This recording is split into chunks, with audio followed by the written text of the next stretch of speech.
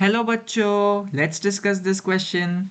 The two cell organelles not enclosed by a membrane are A. Chloroplast and mitochondria, B. Nucleus and nucleolus, C. Golgi apparatus and microbodies या D. none of the above. इस question को solve करने का जो की concept है वो है आपके सेल ऑर्गेनल्स की मेम्ब्रेन्स के बारे में जानना। तो अगर हम ऑप्शन वाइज चले, हमको फर्स्ट ऑफ ऑल क्वेश्चन में ये पूछा गया है कि इनमें से कौन सा सेट है जिनमें से दोनों ऑर्गेनल ही मेम्ब्रेन से बाउंड ना हो। तो अगर हम ए ऑप्शन देखिए, ए ऑप्शन में कहा गया है क्लोरोप्लास्ट और माइटोकॉन्ड्रिया। अभी ये जो ऑप्शन है वो गलत हो जाएगा क्योंकि ये दोनों के दोनों डबल मेम्ब्रेन बाउंड स्ट्रक्चर है और हमें क्वेश्चन में पूछा गया है कि इनमें से कौन सा सेट है जिनमें से दोनों ऑर्गेनल्स में भी मेम्ब्रेन ही नहीं है, तो ये गलत हो गया।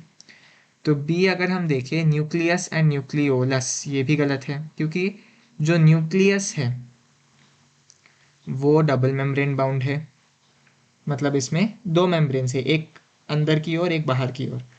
लेकिन जो न्यूक्लियोलस है, जो न्यूक्लियोलस है उसमें कोई भी मेम्ब्रेन नहीं है।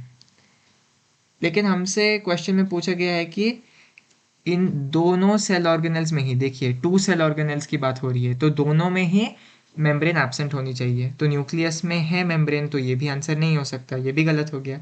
अगर आप यहाँ पर सी ऑप्शन अभी देखें, सी ऑप्शन कहता है गोल्जी अपैरेटस और माइक्रोबॉडीज, गोल्जी अपैरेटस और माइक्रोबॉडीज। तो ये भी ऑप्शन गलत है क्योंकि गोल्जी अपैरेटस माइक्रोबॉडीज दोनों के पास ही सिंगल मेम्ब्रेन होती है, दोनों के पास ही सिंगल मेम्ब्रेन होती है। तो आप क्लियरली देख सकते हैं कि जो क्लोरोप्लास्ट और माइटोकॉन्ड्रिया है उनमें डबल मेम्ब्रेन है, जो न्यूक्लियस है उसमें डबल मेम्ब्रेन है, लेकिन जो न्यूक्लियोलस है उसमें मेम्ब्रेन ही नहीं है। गोल्जी अपैरेटस और माइक्रोबॉडी दोनों में ही सिंगल मेम्ब्रेन होती है। लेकिन हमें क्वेश्चन में पूछा गया है कि ये कौन सा सेट है, इनमें से कौन सा सेट है जिनमें दोनों सेल ऑर्गेनल में ही मेम्ब्रेन नहीं है। तो आप क्लियरली देख सकते हैं कि ऐसा एक भी सेट मैच नहीं करता है।